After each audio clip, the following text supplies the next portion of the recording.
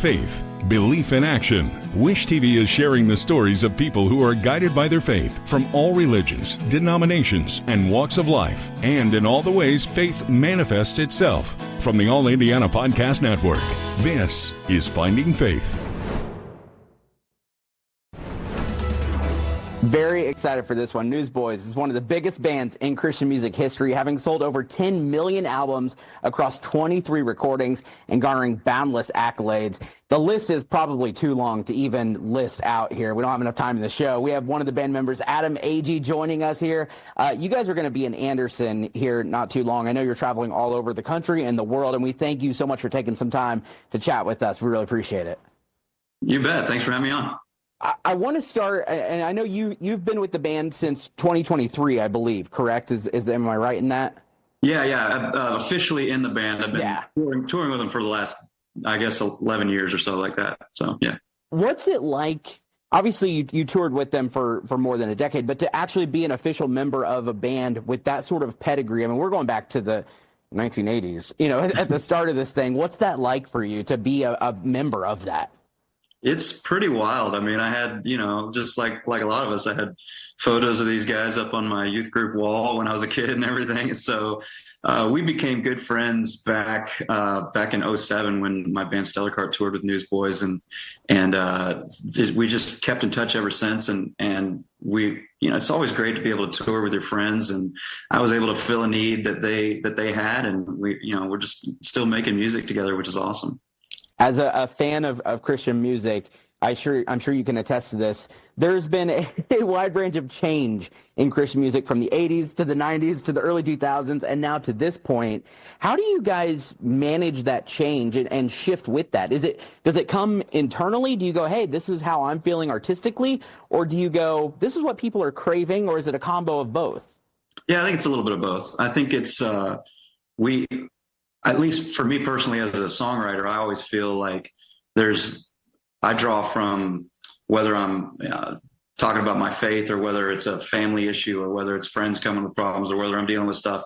So I just write it out. And I've always been a pop writer. And so when you write pop melodies, you can kind of put that over any kind of music bed layer and it becomes, I guess you could say current or whatever. But I think anybody tries to have try to have our own sound, but we don't want to get lost in 80s hair metal and just stay there forever, which I love. But we want to try to push the envelope and try to create something new, something that sounds fresh, something, use what's available to us to keep it current.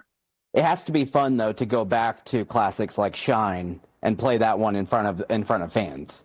It is nuts. Like we do a little B stage moment where we play like 6 or 7 of the old hits from the early 90s, and the crowd just lights up and they sing every word like it's 1994, and it's awesome.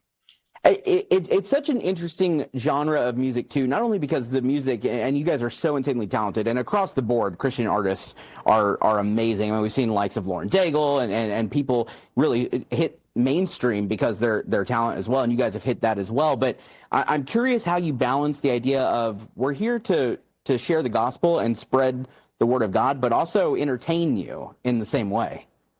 Yeah, I mean, we're definitely both. Like I'm a worship leader at church, and so I love to do that, and we get to have a lot of moments like that at our show. But also, we're performers for sure. Like we love to put on a great show and to entertain people. And I think there are people in the crowd, or especially that listen to our music, that respond and react to the different facets of what we do. Some people are very into the worship moments and that side of it. And then other people we can connect with through lifting the drums up and spinning them around. And it's just this wild thing that's going on. But I think people connect on different levels. I think that's why Newsboys has kind of stood the test of times, because we try to do all of those things, try to do them all well.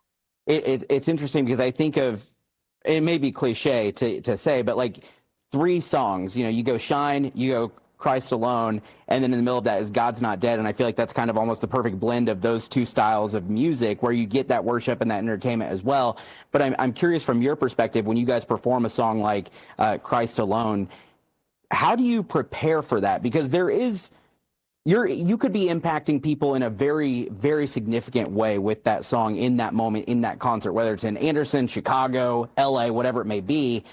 Do you feel a weight of that, or do you just go, it's out of my hands at this point and we're just here to be a vessel?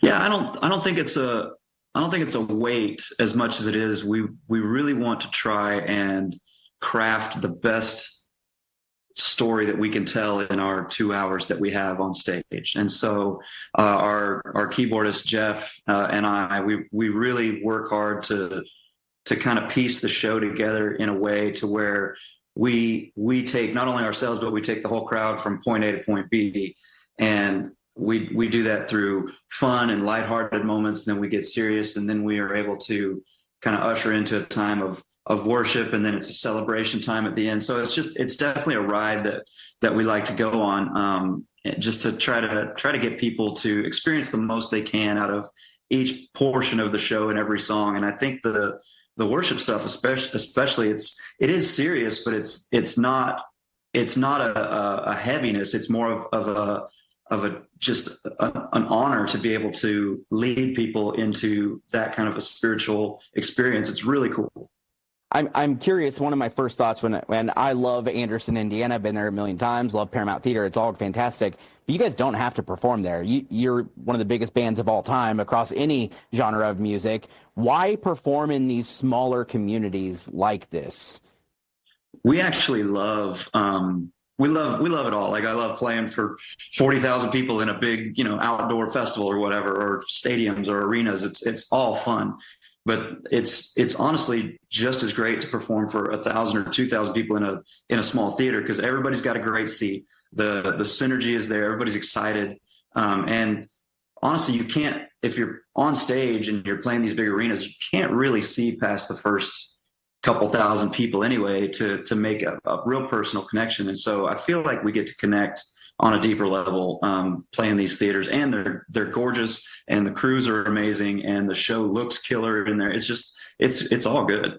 Well, I think it speaks volumes to the professionalism and the talent of you guys to be able to do that in any venue of any size, in front of any crowd. And we're so excited for you guys to make it here to Anderson, Indiana. We'll have all the information so that people can get tickets to see Newsboys perform live here in Indiana. Adam, thank you so much for your time. We really appreciate it. Let's do it again sometime.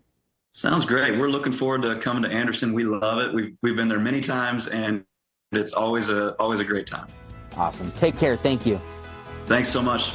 From Wish TV, this is Finding Faith. Be sure to like and subscribe to this podcast, and be sure to check out other great podcasts on the All Indiana Podcast Network. Online now at allindianapodcastnetwork.com.